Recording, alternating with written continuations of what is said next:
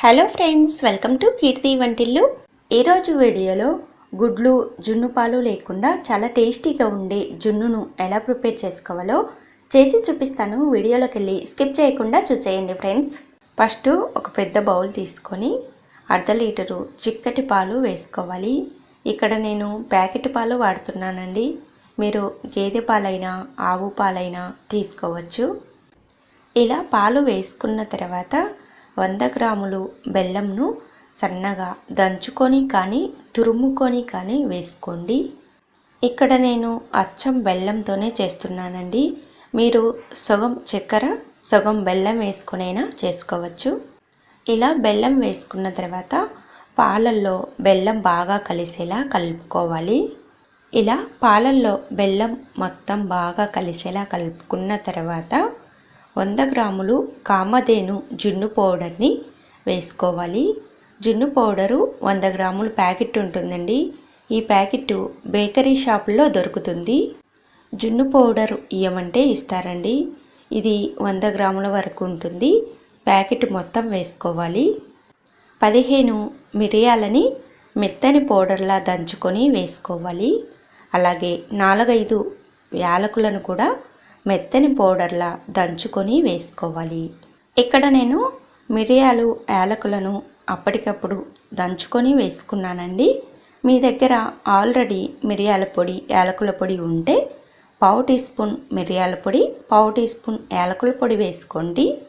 ఇప్పుడు మొత్తం బాగా కలిసేలా కలుపుకోవాలి. ఇలా ఉండలు లేకుండా బాగా కలుపుకోండి.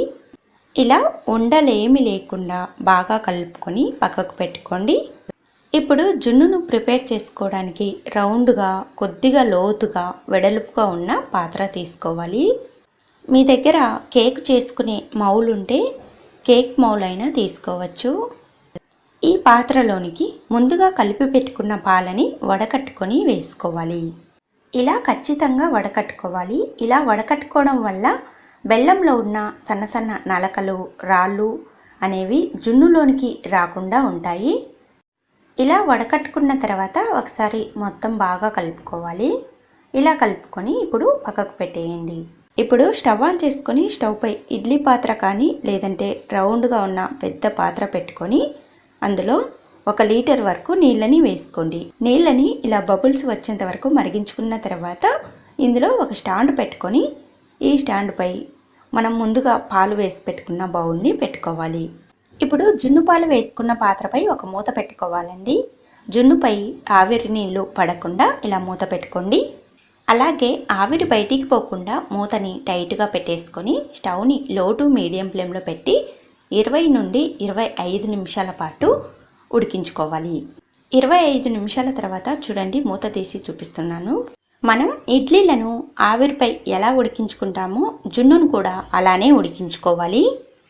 25 నిమిషాలు ఉడికించుకున్న తర్వాత ఇలా మూత తీసుకొని చాకుతో కానీ స్పూన్తో కానీ గుచ్చి చూస్తే ఇలా జున్ను అనేది అంటుకోకుండా వస్తే మనకు కరెక్ట్గా ఉడికినట్టు. ఇప్పుడు స్టవ్ ఆఫ్ చేసుకుని ఈ పాత్రని కిందికి దింపేసుకోండి. ఈ జున్ను పూర్తిగా చల్లారిన తర్వాత 2 గంటల పాటు ఫ్రిడ్జ్లో పెట్టుకొని ఆ తర్వాత ప్లేట్లోనికి తీసుకోండి. 2 గంటలు ఫ్రిడ్జ్లో పెట్టుకున్న తర్వాత బయటికి తీసుకొని ఇలా చాకుతో అంచులు కొద్దిగా లూజ్ చేసుకోవాలి. ఇలా చేసుకొని ఒక ప్లేట్లోనికి వేసుకోవాలి. జున్ను పాలు లేనప్పుడు జున్ను తినాలనిపించినప్పుడు ఇలా చేసుకోండి. పిల్లలు కూడా చాలా ఇష్టంగా తింటారు. చాలా చాలా రుచిగా ఉంటుంది. మీరు కూడా తప్పకుండా ట్రై చేయండి. ఎలా వచ్చిందో కామెంట్లో తెలియచేయండి.